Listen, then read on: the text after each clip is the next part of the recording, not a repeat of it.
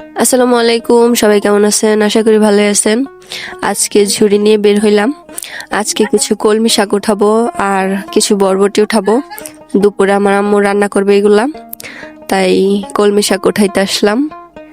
এই যে দেখেন বরবটিও আছে গাছে অনেক, এগুলো উঠাবো কিছু। আগে কলমি শাক উঠাবো, সাথেই থাকেন, ভিডিওটি দেখতে থাকেন আপনারা সবাই। আর ভিডিওগুলো ভালো লাগলে লাইক কমেন্ট শেয়ার করেন।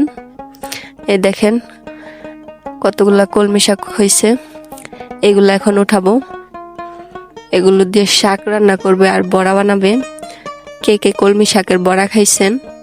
আমি আজকে প্রথম খাবো, দেখি কেমন লাগে।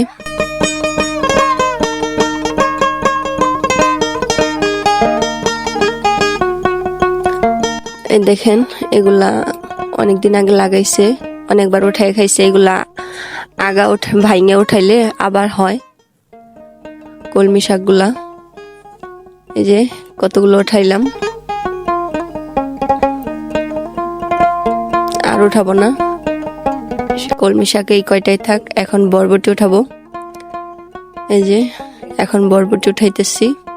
আমাদের গাছে অনেক বরবটি আসছে, অনেকগুলা উঠাবো, কারণ সবগুলা বড় হয়ে যাইতেছে।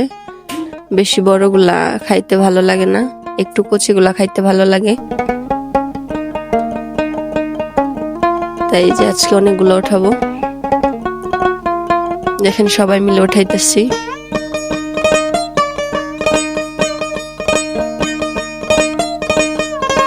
আর আমার আম্মু সব সবজি গাছ লাগায়, প্রায় সব সবজি গাছই লাগাইছে। আমাদের কোনো তরি তরকারি কিনে খেতে হয় না। গ্রামে থাকার তো এটাই মজা, সবকিছু পাওয়া যায় হাতের কাছেই। এই যে আমরা উঠাই দিতেছি আর ওরাই খাইতেছে। এই দেখেন কতগুলো বরবটি উঠাইছি। আজকে আর উঠাবো না, কারণ এতগুলা একসাথে খাইয়া শেষ করা যাবে না। আজকে এইগুলাই। এই যে এখন বাড়ি চলে যাচ্ছি এগুলা নিয়ে। দুপুরে আমার আম্মু এগুলা রান্না করবে। আমার গ্রামীণ ভিডিওগুলো আপনাদের কেমন লাগে সবাই জানায়েন। আচ্ছা, আজকে এই পর্যন্তই। সবাই ভালো থাকবেন। আল্লাহ হাফেজ।